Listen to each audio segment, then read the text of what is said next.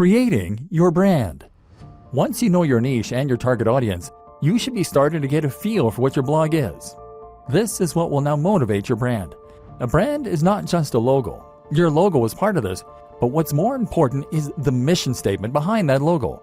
In other words, you need to know what it is that your blog is doing for people, what kinds of people will read your content, and how you plan to bring value to the world.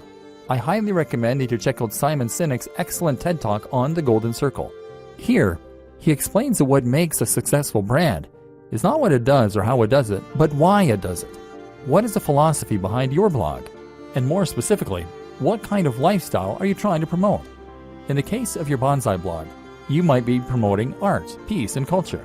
If you have a blog about fitness, then your mission statement might be helping people to lead a happier and healthier life, filled with new experiences and positive energy.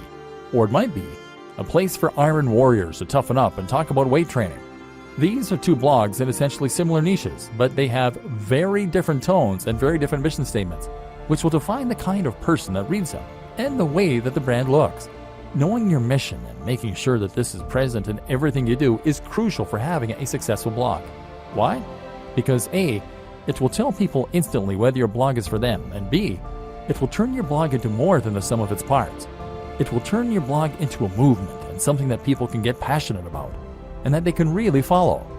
A note to consider at this point is that by creating your mission statement, you are going to be automatically alienating some of your potential visitors.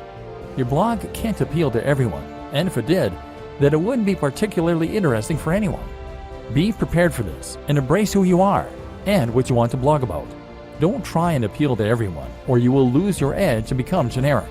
And in case you aren't convinced by what I've been saying up to this point in the training, I want you to stop and think about the top blogs that you read and the kinds of blogs that you would read. Chances are that each of them is promoting a lifestyle or a movement. Chances are that each of them is doing something interesting and new. Now imagine a blog called How to Get Fit that only ever posts articles with titles like Top 10 Pec Exercises or How to Lose Weight for Summer. Would you bother to read that? No, because it's derivative.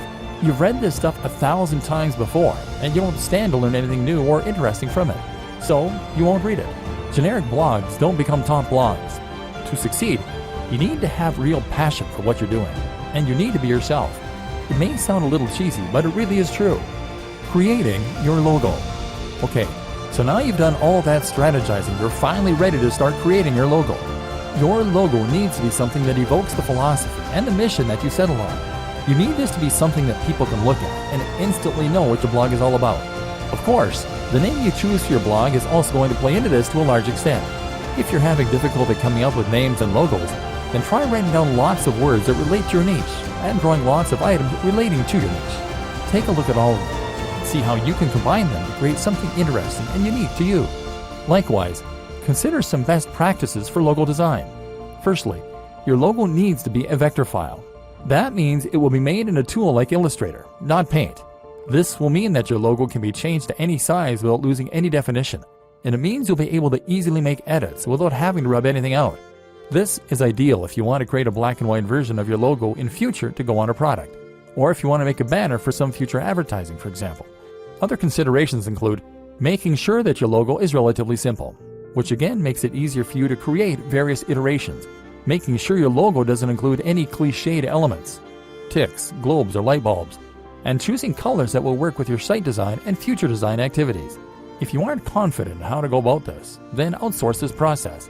Come up with some ideas yourself, and then find a freelancer on freelancer.com, upwork.com, or 99designs.com. This way, you will get a much more professional-looking final product, and that's something that your customers and your visitors will be able to tell. Trust me. Don't cobble something together that looks anything less than 100% professional. If there are any imperfections, don't accept it as complete. In fact, now is a good time to set out onto the web and to try and find yourself some inspiration and some competition. Find blogs that are similar to what you want to build and make a note of them. From now on, these top blogs are your competition, and they are the gold standard you are going to try and reach. Pay close attention to what they're doing and what you can emulate, and if there's anything that you feel they're doing better, work to get there. This sounds simple, but it's something a surprising number of bloggers just don't do. If you want to be a top blogger, then your website needs to be as good as that of any other top blogger. Subtle differences in quality make a big difference that your readers will feel.